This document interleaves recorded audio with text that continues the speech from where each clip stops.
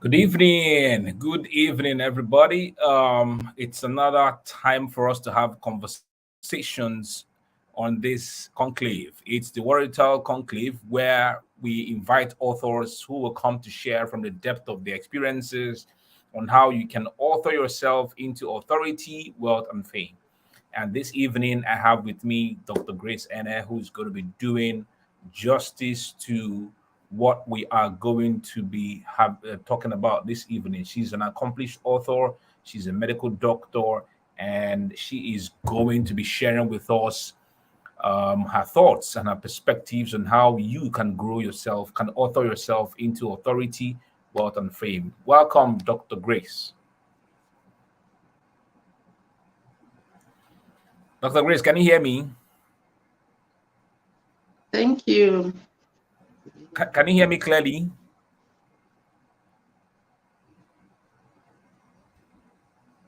Can you hear me? I think she's frozen. I think she's frozen at some point. Okay. Dr. Grace, can you hear me? I think she's frozen. Network. So let's we will wait a little bit for her to come in. But for purposes of description, this is the Warrior Authoring Yourself into Authority, Wealth, and Fame Summit, where I invite authors who have been published by the Warrior brand. Warrior is one of Nigeria's leading publishing brand, book publishing brand. So if you go to visit www.warrior.com, and you will see the amazing things that Warrior is doing in the publishing industry. I think she's having some network issues. I hope that she can come back and then we can continue the conversation. So, all we are doing is to have conversations with authors that have been published by the Warrior brand and tapping into their intelligences and experiences for our own selves, because we have seen that by publishing a book, you can be perceived to be an expert in your game, and by virtue of that fact, you can grow authority, you become an authority in that particular field, and you grow wealth, and you become famous. So that's why we are having these conversations and encouraging individuals who have not written their own books, not published their own books, to go into publishing their own books so that they themselves can become published authors. Grace is still having some issues connecting back on the network. I don't know why. I think she must be having some network issues. Let me reach out to her. Sometimes network can be very funny, and it's painful to see what it can. Okay, so but if you have been or you have been part of these conversations ever since we started out, how has it been for you? Are you thinking of authoring your own book? Have you authored a book? What do you think about authoring books that can make us become, that can make us famous, that can help us to grow wealth? What do you think? What do you think? What's your perspective? Do you think publishing a book is difficult? Do you think it's a difficult process? Um, have you ever thought about companies that can help you to publish your book? Let me know in the comment section. I don't know why she's still struggling to come back, because this thing happening on our end shows maybe I should refresh my own side too. Okay, a minute or two.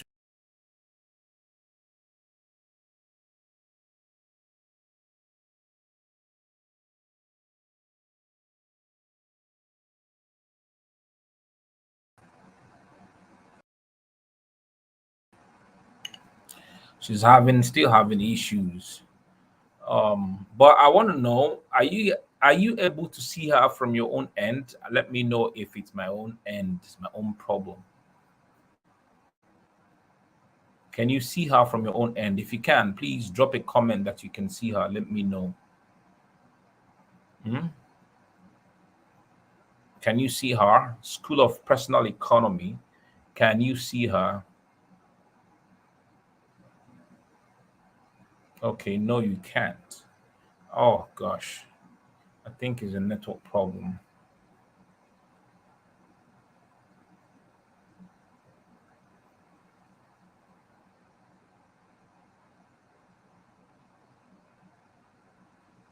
I'm trying to reach her so that she can come back. Hmm.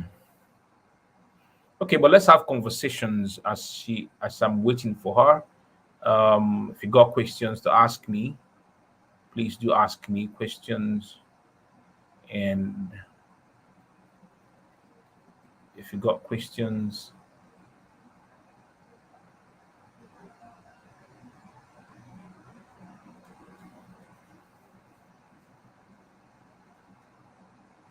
good evening, Oluchi. Oluchi Network is really affecting our conversation tonight. Good evening.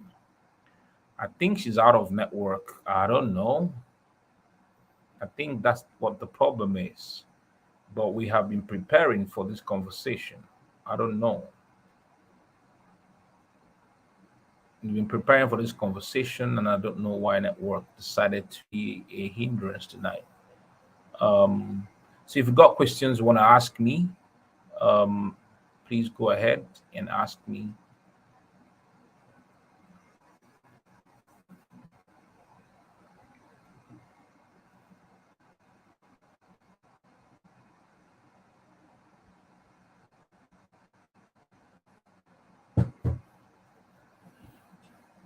Yes, of course.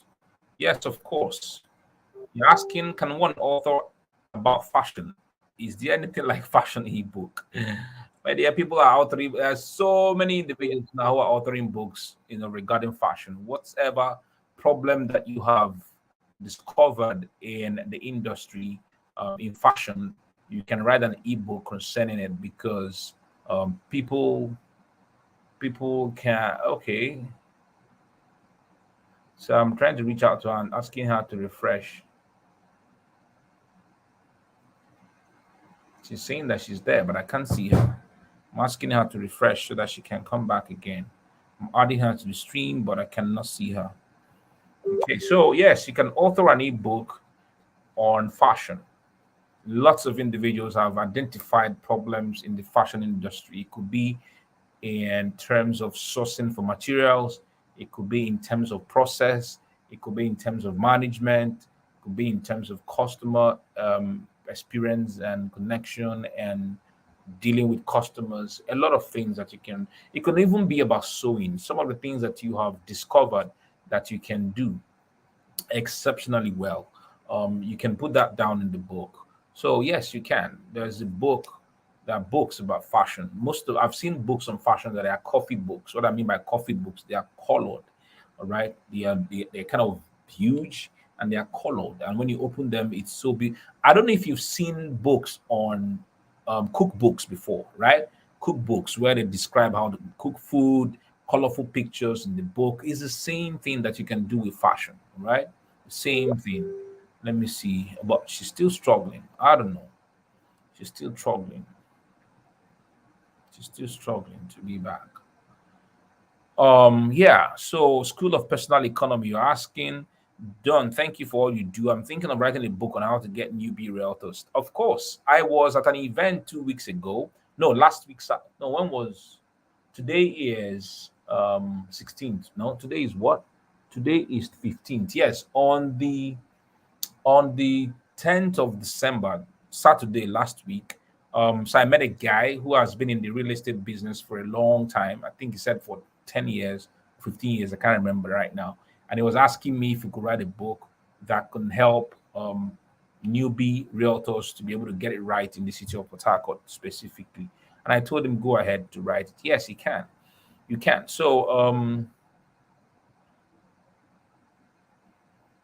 I don't know. She's struggling.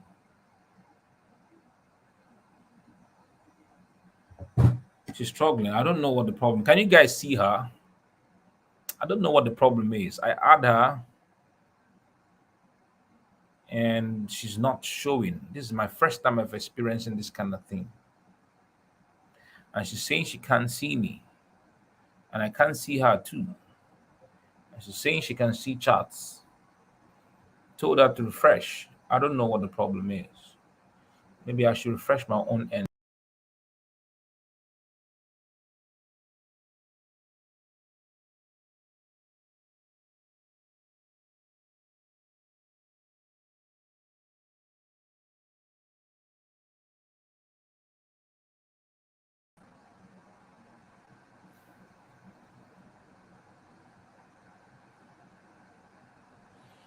So I've told her to log off and come back in. Okay, yes. So you can write a book on how to help newbie realtors who are desiring to come into the real estate environment or the real estate sector, to be able to get things right. Yes, you can.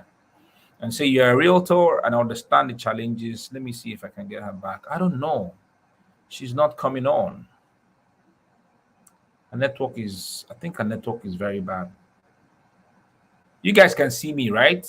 But I've put her on the screen. Can you see her on the screen? I really don't know why. This is my first time experiencing this kind of situation.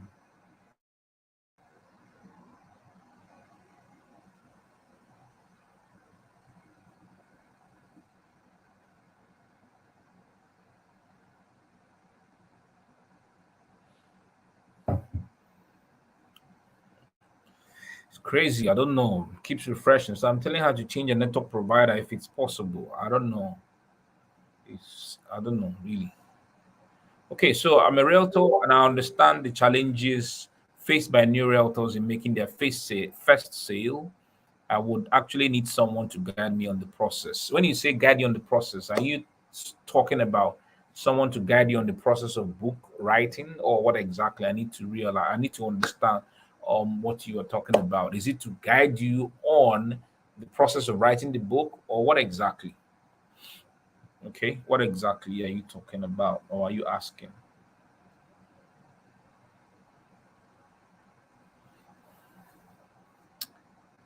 Hmm. I don't know. Maybe we have to do this session some other time. It's still whining and whining and whining.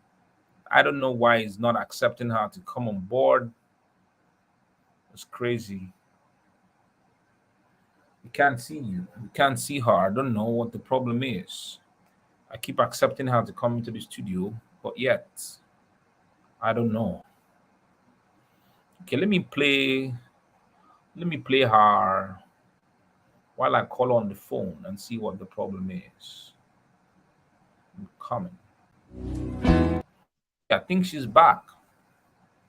Can you see me now, Doc?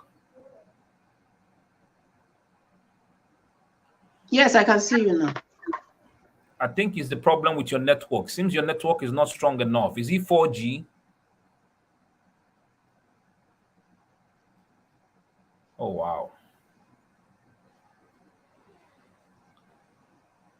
Is your network 4G? I just changed. I just changed from one network to another now. I've been So changing can you networks to see if it will be better. I don't know why, but is your network 4G? Maybe if it's not 4G, that's why it's doing what it's doing.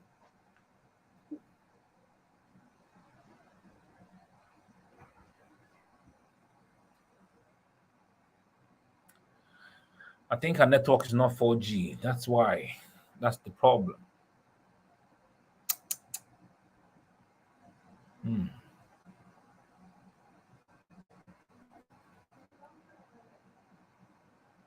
I just feel so bad now.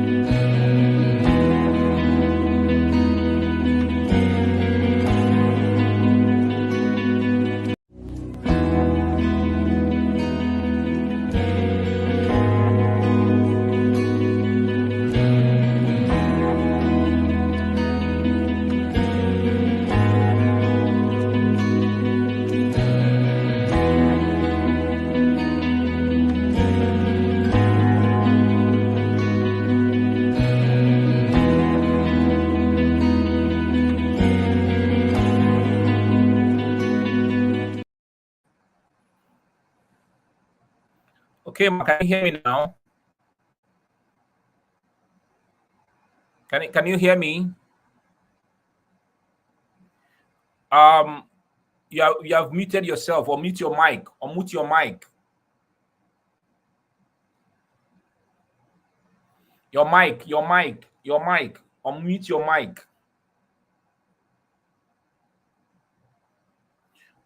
your mic, unmute your mic.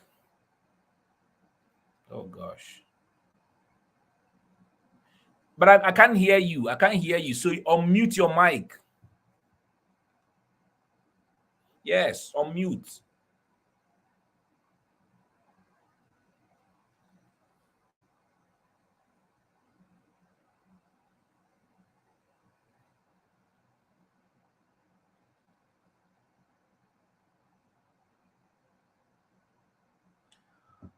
I can't hear you. Yeah, you muted your mic. Can you hear me now? I can hear you. Because you muted your mic, so that's why we couldn't hear you. Okay, can you hear me now?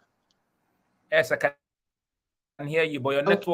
your network is freezing you so badly. I don't know your location in Lagos, but it's freezing you really badly. Enugu. I'm in Enugu. Oh, God. Oh, okay. I thought you were Lagos. Okay, go ahead. I hope that the network gets better. Thank you for deciding to be part of this conversation with us. So go ahead and tell us about yourself, about your work, and as we dive into the conversation for this evening. Okay. Good evening, everyone. I'm sorry for the whole network issues. I'm trying two networks here and I don't know why it's not clear. But hopefully you can hear me now. My name is Grace and I'm a medical doctor, a physician, and a neurologist. So I am really passionate about patient education because there are a lot of people who have different, health challenges that do not understand what those challenges are about. So it's not every health challenge that is like malaria that you just take drugs and you're okay. Totally. There are some medical issues that you have to be taking medications every day for a very long time. So my area of specialty is internal medicine, treatment of problems of the brain and spinal cord. That's neurology. I don't do surgeries. I just give medications for problems of brain and spinal cord. So my book is about one of the most common problems in the brain, one of the most common diseases of the brain, which is stroke.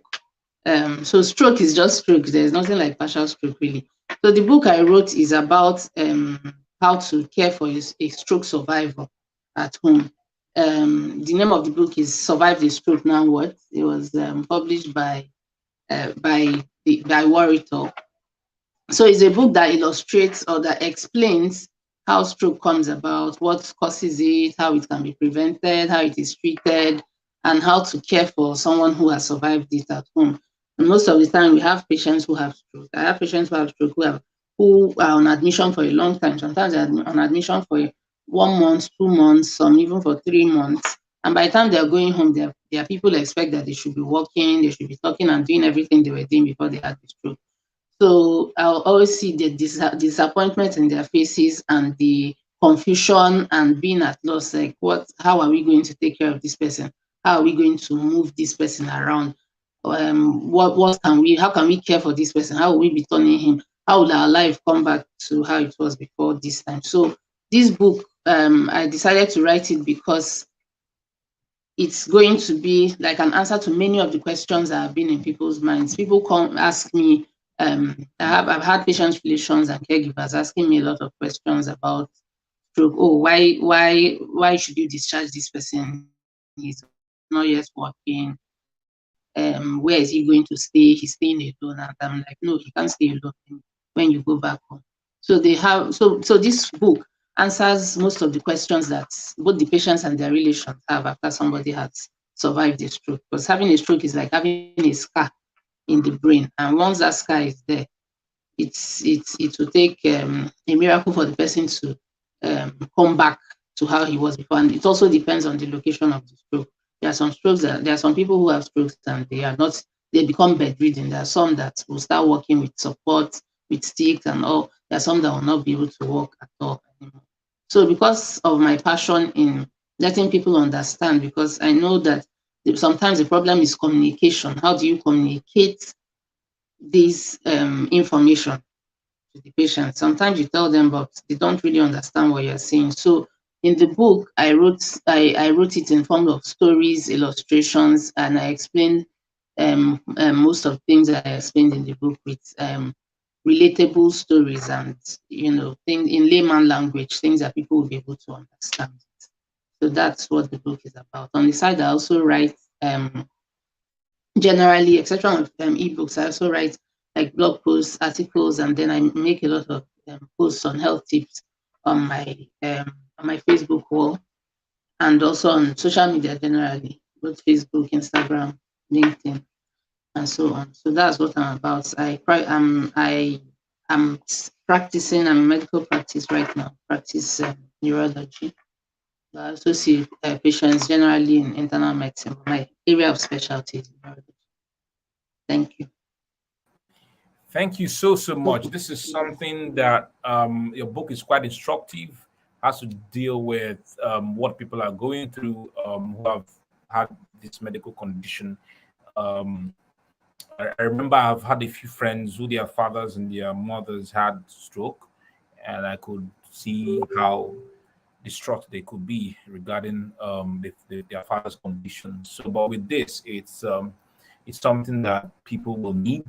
People in this, because I think you wrote this book specifically. So that brings me to the question. No book is written. I don't think every book written is written for everybody. A book is written for a specific set of Set humans, of people. Yeah. specific set of individuals who need what the book has to offer to be able to help their lives. So, thank you for writing that book. So, my question is this: a lot of individuals. I know that you're not the only medical doctor who is into neurology, and many of them are there. Many of them are having seen what patients are going through, seen what their relations are going through, but have never written a book. So the question is, why you? Why you of all the people, of all the doctors? I mean, when I saw your book published by Warital, that's my very first time that I've ever seen a book published that had to do with this kind of situation. Because sometimes you find that medical doctors want to. It's now that I'm even seeing medical doctors now thinking about the normal lay people, because most times they want to cloud what we ought to know as normal human beings, laymen, so to say, in, well, let's call it medicine Jargon. jargon, Mhm. medicine speak. That's what I call it. So they don't feel they have a responsibility to explain. Like when you go to the hospital and you're asking a doctor to explain certain things to you, right? And they feel like you don't need to know. Just go and lie down there and receive your treatment. But when I went to UPTH, when I had accident in 2019, I think I met a different set of doctors, particularly the surgeon who was to do surgery on my leg. I mean, an elderly man. He came to where I was lying in that gunny, and then he was explaining to me how they were going to deal with my leg, where they're going to cut, where they're going to suture, what they're going to do, all those things. He took his That's what it time, should be.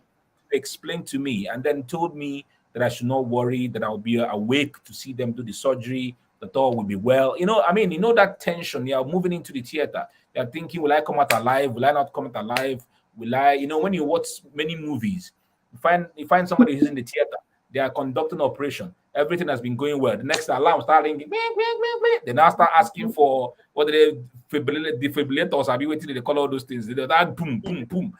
So your mind, having seen all those movies, your mind is clouded with all those things. Will it happen to me? Will it not happen to me? And so the Yeah. doctor was like, calm down, everything will be fine. This is not a major surgery, even though it's major, but there's everything will go. And so when he left me, and he had already worn his I don't know what you guys call it, lab coat or something. I don't know, that green one, but he had not gone into the Scrubs. theater, the scrub or something, where he will now wash his hand and then wear the one on his head. I mean, cover his. He hadn't done all that, so I was just there before before they wheeling into the theater itself. And after the guy has spoken to me, I was at peace, because trust me, moving from my bed, getting on top of that gunny, being driven, my body, my whole body, my body was vibrating. my mind was going into many places. Even though the nurses had greeted me and said, "Go and come back," I wasn't Mm. still myself. But by the time the doctor came and said that he was the one who was going to do it and explain the entire process, I became at peace, even though not completely at peace, but I became at peace. And Yes. then when we moved into the theater, the head anesthesiologist, another elderly man. And when I lay there like that, he now came and jokingly said, "Ah, we have laid you on the cross like Jesus Christ." Everybody in the place just burst into laughter. It just made everything calm, explained to me what was going to Mm. happen. That they're going to give it to me from my back. I can't remember, and that everything will be numb, but I will be okay. So I was at peace. So, but you find out some doctors when you ask them one question, they may even want to bite you. So now I'm seeing doctors who are now explaining to us laymen. Like there's another doctor I know on my timeline, Dr. Chukwemeka Nwolisa. He's a pediatrician. He's always talking about, children and all the things women should be doing and all that. And it's been amazing, even learning from me, even though I don't have small kids anymore, but I still have children. So who are growing. So I'm asking, why you? Why did you decide to? Because I feel that, I don't know, this is what I'm thinking, I'm perceiving, that many of them may now begin to see you as an enemy or some sort. I don't know if that's already happened. Sometimes by senior colleagues, becoming angry. Because by you writing this book now, you've become an expert. That's what I feel. People will now want to defer to you. So why you, and what challenges have you had? If you have had this challenge before, let's know. Okay. I think, well, I would say I decided to write it because sometimes we move around as a group, and then we go to patient's bedside and they ask questions. Even when our senior colleagues ask them what did they have any questions, they will say no. But I've had patients that come back to me and say, "Oh, I like the way you attended to me," or "I like the way you explained this thing to me," or when I explain to them, they always say, "Oh, your own explanation is so different. The other person was just calling words I don't even understand what he was saying or what she was saying. Now I understand it very well. Thank you so much." So because I have realized that many people understand me when I explain things to them. Like sometimes I know that somebody else had explained. I'll still ask, "What did they explain to you?" And then they're like, they don't understand anything. I've had a lot of people bombard me with questions, relations of people who are stroke survivors, and that's actually what inspired me to write the book. I even wrote it in my acknowledgement that I acknowledge all the stroke patients I have managed and their relations that bombard me with questions during the course of treatment. And that was what inspired me to write the book. Because most of the time as doctors, you are busy in the ward, you have to go to the clinic, you have to go to other places. So sometimes you don't have all the time to answer all the questions. And sometimes they don't even know which questions to ask because they have not faced that issue at that point in time. So if they have this book that has an answer to most of the questions they have now and the questions they're going to have in future concerning that their really on, it's better. I've had people survive stroke and they're going home, they're asking me questions upon questions, and they're like, "Please, let me have your number so that if we have any question, I can call you to ask." So I just tell them that, well, I have a book, I've written a book, all the questions that you have and the questions that you will have in future are all inside that book. Do you want to buy the book? I have it for sale. And then they'll say, "Okay, give me." And that's how am able to, sell it to some people. And for some other people, in fact, most of the people that have even ordered this book are doctors. They are my colleagues. They order it, they buy it and read it. They see how very easy it is to understand. Then they buy it and gift it to their friends that have stroke survivors, or they gift it to their relations or caregivers of their families. I have somebody that called and bought it for her brother's nurse or her brother's caregiver. The brother had a stroke, so she called. He has someone that comes to the house to care for him, like more like a house help. So she bought it and gave it to that person to read it and to be able to, understand some of the things that they notice in the patient. So if somebody has read the book and they and you know that I know when people have stroke, we have what we call short-term and long-term complications. There are some things that happen like weeks after the stroke that by the time they are going home, it hasn't started occurring. So they're not going to ask you any question about that. So, but if they have read it in the book before that time, when it happens, they observe that, oh, this person is beginning to have spasms, this person is having muscle pull, or the leg is shaking somehow. They understand that, okay, it's because of how I position the leg. Let me rearrange it. Or if somebody is about to have wound, they know what to do and to prevent some of those complications. About my colleagues, as I said, I've not had any issues with any of my colleagues. When I wrote the book, I gave copies to my senior colleagues, and they were all impressed. They were like, "Ah, we didn't know that you could write. Wow, the book is so simple to understand. Wow, this is lovely. This is and then one of them, one of my colleagues even said, "Oh, you should have put pictures. It would have been much better. Maybe when you are doing writing the next when you're writing the next edition, you should put pictures, make it more comprehensive, make it this." Okay. So I've not had any problems with people thinking maybe opening up our secrets to the public. They actually love the fact that I took my time to write it with relatable stories, with illustrations that make it easy to understand for you. Thank you.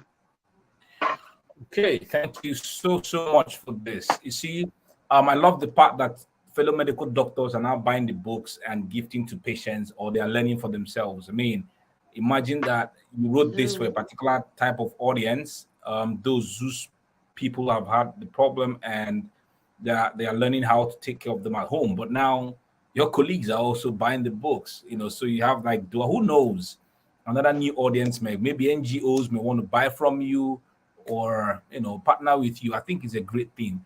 Okay, so I want you to let us in on what are your takes, your perspectives on authoring yourself into wealth, into authority, wealth, and fame. Have you achieved the three of them by virtue of you authoring this book? Authority, yes, I would say yes, because I've had people call me, send me messages, send me DMs with questions about stroke. What I notice is that most people do not want to make any comments on my on my page. Most people don't want to. I don't know. Maybe they don't want other people to know that they have someone who has a stroke or something. But I get a lot of questions in my DM about this, and some people will come and say, "Oh, my doctor said I should do this or that. Is that right? Is that what I'm supposed to do, or is these are the drugs we are taking?" I say, "Okay, those kind of things." So authority, yes.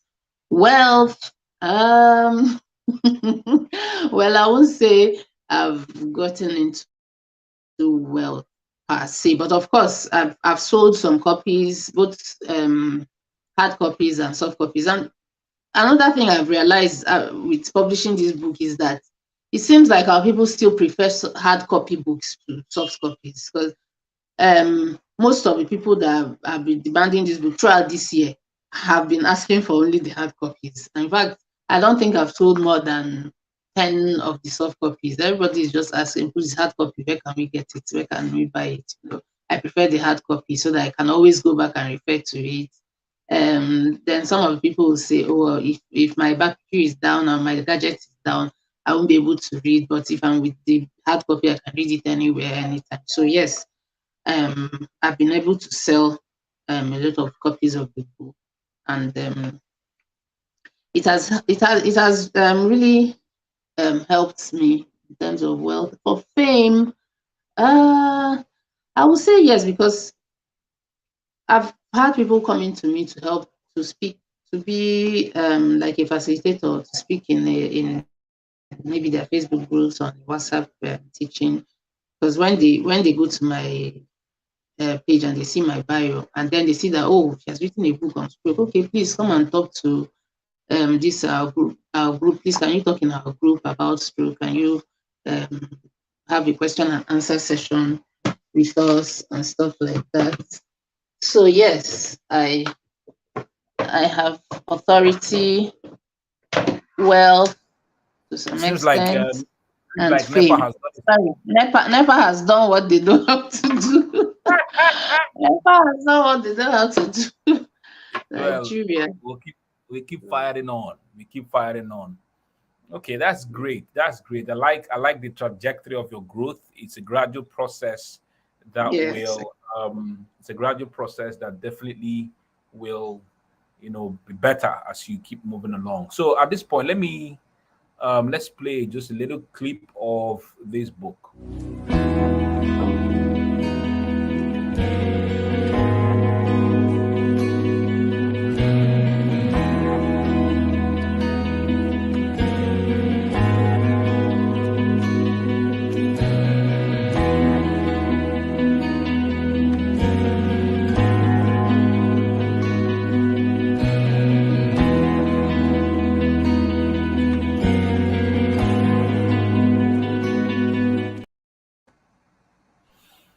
Okay, we are back. Thank you for writing the book. Okay, so as we begin to wrap on this conversation, what can you share? Because you have had observations, questions being asked to you, and that was why you had to go into publishing this book. Every day of our lives, as we move around in our work and what we do, we're observing things, we're having conversations. Why is it that people are not taking note of these conversations and these questions and authoring their books and putting experiences and their answers to these observations and problems? Why are they not doing it? Why are people not doing it? What's the challenge? What do you think is the challenge? And what piece of advice can you give to people as we are moving into 2023 now? They should be like you, whether they are medical doctors or not medical doctors. They ought to be like you. So, what do you think is the challenge, and why are people not doing exactly taking on this exact process to become authors and become authority figures and make wealth and build fame? Okay, I think it has to do with fear. The fear of, oh, what if I do it and it doesn't, and I don't gain anything from it, or what if I write it and nobody buys it, and stuff like that. So it's mostly the fear, and then the passion and commitment. Because I'm really passionate about what I do. I'm passionate about the job I do, and I'm passionate about patients and their caregivers. That's one of the things that kept me, when I started writing the book. I just kept writing and writing, even when I was kind of tired, or when I was overwhelmed with a lot of work. I still make out time to write it. So it's something that you're passionate about, something that you love to do, that you actually see through to the end. So and then another thing is, most people that don't write, or don't put these experiences in writing, is just because they probably they don't know better. So for me, I've taken a lot of courses about writing. I've taken courses about writing. In fact, it's in Write Like a Boss Academy by Nancy Legacy. That's how I got to meet Emeka Novice. And you talked about book selling, writing a book, how to sell your book, things that you should do, and all that. And that's when I became really active on Facebook, and then I started writing this book. And since then, I've been showing up as often as I can. At least every week, I show up every time. And so if I didn't know, if I didn't have that knowledge by going through that writing academy, I wouldn't have known that you could write a book, you could write an ebook, and put it online, and you could push for the sales of your book by writing copies, writing stories and copies on your Facebook timeline, putting it up on your WhatsApp status, getting people to put it up on their WhatsApp status, getting people to write reviews about your book and share it with others. I didn't know all this. So there are people that have a lot of ideas, but they don't know how to go about it, because they've not taken courses. They have not interacted or connected or networked with other people who are also doing this. So my meeting Emeka Novice was a turning point for me. Being in that writing academy by Nancy Legacy was also a turning point for me. It was at that point that I was like, yeah, it's true. I could actually do this. I could write this. I could start, giving people health tips. I could start writing on my timeline about health and things like that. So I've just been consistent with doing it. if I was not, if I was not exposed to that knowledge, I wouldn't know. Okay, so that's just it. I think the main thing is fear of the unknown. Oh, what will people say? Oh, will I have the time to do this? How do I go about it? Where will I start from? So it's the fear and the lack of knowledge on how to go about things. So, and then even when after I wrote the book, I just wanted it to be an ebook, but my editor and other people who had read it were the ones that encouraged me. I said, no, this book cannot just be an ebook. You need to print it. You need to, sell it and all that. So I if and then I was also at a loss, like how do I print it? Who will be the publisher and all? And also because I had gone through that academy, I and American Nobles talked about it. I had to meet him. I sent him a message that I want to publish. I want to print my book. What do you recommend? And he recommended Warritor, and I'm so happy. I'm so glad that I went with Warritor to print the book. And in fact, if you see, people have been asking me whether it was printed in Nigeria or not. So thank you to Warritor. I'm so proud of the book, the cover, and the way it looks. The way both the inside and the outside looks is Warritor is a very wonderful publishing company. And I thank American Nobles for referring me to them. If I have more books to publish, definitely I'll go with Warritor. So the main thing, as I said, is fear and not knowing how to go about the writing and the publishing and the distribution of the book. Thank you. Wow, thank you so much for this conversation. I'm so excited that we had this conversation despite all um the mess ups by the network. So my final question is, what's your plan for 2023? What's your aspirations, and how can we connect you and work with you directly if we want to work with you? I didn't hear you. Now I'm asking what my final question to you my final question is, what's your aspiration for 2023? What are the plans for 2023, and how can individuals who want to work with you reach across to you to work with you? Okay, for 2023, we just we keep moving. Of course, we keep talking about the book, um, getting people to read it, give reviews and all that. Then I'm also thinking of writing another book about dementia. Dementia is really common in our environment. It's common worldwide, but most people just say, oh, just attribute it to old age. So dementia and old age is not mutually exclusive. There are people that have issues with memory and all that. So I'm hoping that next year I'm going to write a book that will be about dementia or something else about other health conditions that people have around. And then I'm hoping that next year I'll be able to work with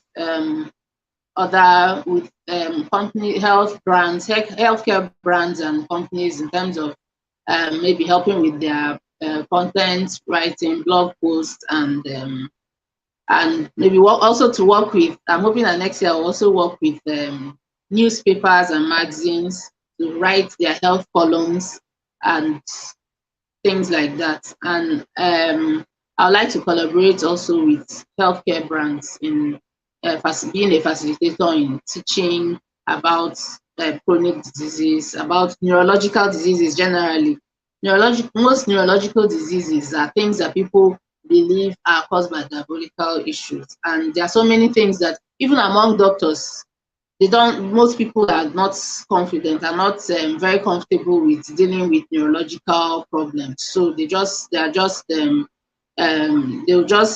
leave the patients, and some of them, because the doctor did not find anything or the doctor did not know what was wrong with me, they just conclude that it has to be diabolical. And some of these things are things that are treatable and the person will feel much better. But because of lack of expertise or lack of knowledge or lack of how to communicate the knowledge or how to communicate the treatment, people are just languishing like that. So I'm hoping that next year I have more opportunities to talk more about neurological diseases, from strokes, headaches, dementias, forgetfulness, convulsions, seizures, and so on. I talk about these things on my timeline as much as possible, but I feel like I don't have so much reach in there. So I would like to collaborate with other people and brands to,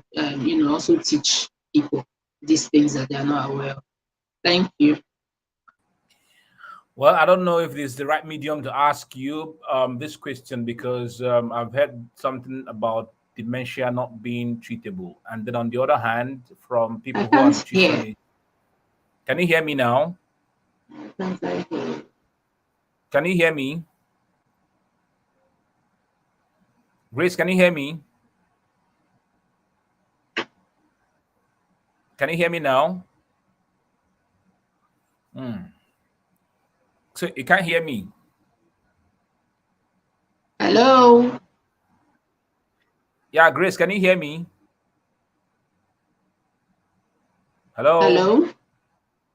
Can you hear me? Oh, well, I Hello. think we have. Hello, Grace, can you hear me? Okay, I think we have to. Can you hear me, Grace? Yes, I can hear you. Okay. I wanted to ask this question, but I don't know if it's the right medium to ask you. On one hand, people who are medical doctors say that dementia is not treatable, and then on the other hand, those who are nutritionists and on the alternative medicine side say it's something that can be treated. So I don't know where you stand. If it's something you want to answer right here on the on the live stream. Yeah, I can answer it here. The word treatable is relative. It's just like we don't use the word. If you say something is treatable, it's either you mean that it can be treated and the person will be cured and won't have that disease anymore, or you mean that it can be treated and the person will continue to be on their medication. So it's just like hypertension, diabetes. We say it is not curable, but it is manageable. You can manage it because while the person is on drugs and lifestyle changes, the blood pressure will come down within normal, or the blood sugar will start coming down. That is managing. That's what we call it in medical parlance. We say it is manageable, which means you can. So for dementia, if you say it's not treatable, it means that, oh, if somebody has dementia, they should just go home and prepare to die or whatever. You don't, I for one, avoid saying things like that, because I know that there are researches still going on and there are medications for these things. You know that most dementias, some types of dementias can be treated. There are many things that can cause dementia. It's not just degenerative problems. It's not just, oh, because somebody is losing neurons, the person is getting old and losing neurons. That's what's causing. No, there are people that have dementia because their thyroid levels are very low. So it's like they're forgetting a lot of things, and then you say they have dementia. There are some people that have it because they have some liver issues and main deposits in their liver. There are drugs you can give to stop that. There are people that seem like they're not remembering things, but it's because of abnormal hormone levels. So if you look for those things and you can treat them, there are some that is because of syphilis that they had years ago. So you cannot just see someone and say he's forgetting things, it cannot be treated. So that is it. Don't bother coming to the hospital. Don't do any tests. Don't check anything. No.